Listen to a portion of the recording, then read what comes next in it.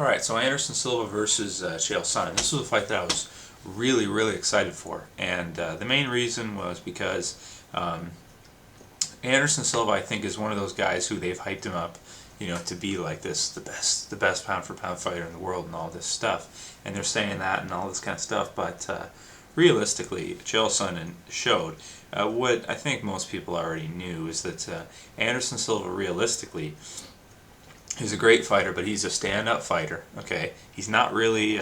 He does have jiu-jitsu black belt under the Nogueira brothers, but he's not really much of a ground fighter, really. He's basically more of a threat standing up. And Chael Sonnen really took it to him this fight. I was amazed to see in the first round Chael Sonnen was landing shots, knocked him down a couple times, just crazy. Like Chael Sonnen was whooping his ass. He got him down, pretty much 20 minutes, all of 4 rounds, pretty much. Anderson Silva, for the most part, was on his back. 80% of the time, 90% of the time, he was on his back. Just but the other thing is too is that Chael Sonnen does a lot of short punches and tapping and things like that. And while it's annoying and it may hurt a little bit, it's probably not going to end the fight. The only way he's going to be able to end the fight doing that is if he just basically grinds out a decision or pisses the guy off to the point where the guy makes a stupid mistake, does something dumb, and comes from that. Now, going into the fight in detail, the reason why I think Anderson Silva won, this was a huge come-from-behind victory. This was one of the biggest come-from-behind victories ever. Just like the Brock Lesnar against Shane Carwin fight where he was getting smashed, this was even bigger. He was getting smashed basically for 4 rounds straight, 4.5 rounds really, until he won. He was losing the fight the whole time, but you saw as the fight went on, it was very interesting that Chael Sonnen, who should have had more energy than Anderson, with Anderson being on the bottom under him and trying to always have to gasp for air and that kind of stuff. You'd think that Chael Sonnen would have been more energetic in the 5th round than Anderson Silva was, but that's not what happened. Anderson Silva seemed to have pretty good energy throughout most of the fight, and Chael Sonnen actually looked like, if you looked at his corner after the 3rd round, 4th round, you saw him and he just looked like he was exhausted. He just looked like he was ready to go to sleep. In the 5th round, especially when he was in Anderson's guard, there was one point right before Anderson got the triangle that Chael just kind of, he was there and he just kind of sat back and he was like, like this, and he just took a big breath, and then he went back and he was covering the mouth a lot of times with his left hand. He would cover the mouth of Anderson, right, try to disrupt his breathing, which usually is really effective in tiring the guy out. But Anderson this time was able to pull, to keep his composure and go for a triangle choke near the end there when Chael was really tired. Really surprising, because you'd think that if Anderson was going to get a submission, it wouldn't happen in the 5th round. It would have happened earlier on.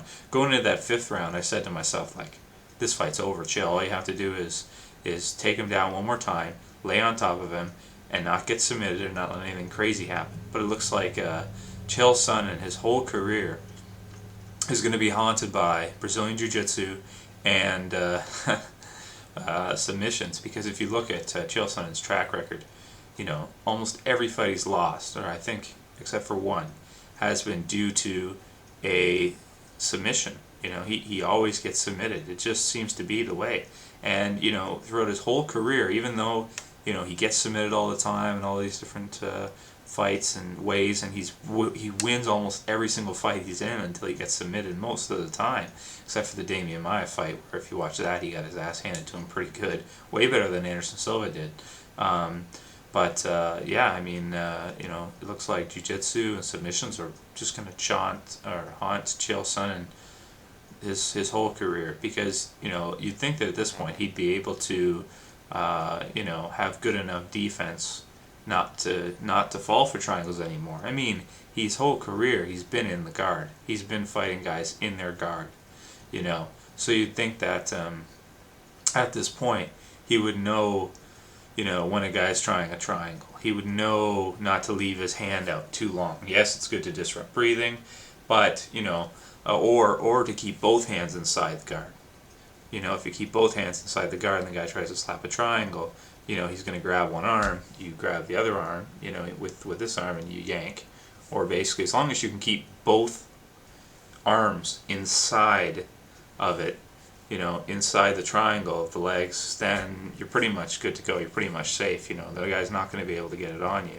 Trouble is that Chael leaves one hand in, and the other hand's kind of, down here punching the body and stuff like that, and then coming up. And the guy, like Anderson Silva, just got one leg up, and then real quickly, other leg under, and tied him down, pulled his foot down, and that was it. And it wasn't even that tight of a triangle choke either, if you watch it. The armbar as well, similar to the Fedor against Verdum fight, just exactly the same thing pretty much. Triangle, grab the arm, pulled the arm down, Chael tapped, and I was also surprised to see that Chael tapped too. I would have assumed that at that point he would have just let it go. He would have just kept going, because if you get that close to the world title, you're within 3 minutes of laying and praying, for nothing bad to happen. It's just, to me, it's just very strange that he tapped and that he didn't, find a way out of it, or just sit in it for a while and try to crank his arm, even if his arm gets hyperextended, or something like that, or try to slam him. He's a wrestler. Like, when a guy puts you in a triangle, maybe he didn't have the energy, but, slam the guy. That's perfectly what you want to do. If you look at Rampage and you look at all the slams he puts on jiu-jitsu guys, they don't try to triangle him anymore. At least most of the time they don't, because they know that they're going to go for a ride. If you look at old Matt Hughes fights, when guys would triangle him, Carlos Newton, look at that fight.